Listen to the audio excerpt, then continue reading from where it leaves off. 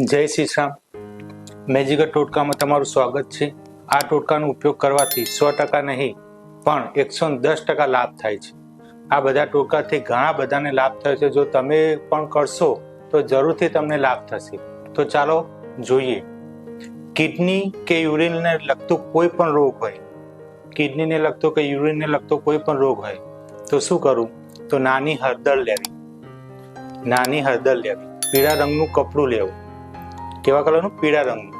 જે કલરનું કપડું હોય તેવા જ કલરનો દોરાથી સીવવું કાં તો પછી બાંધવું.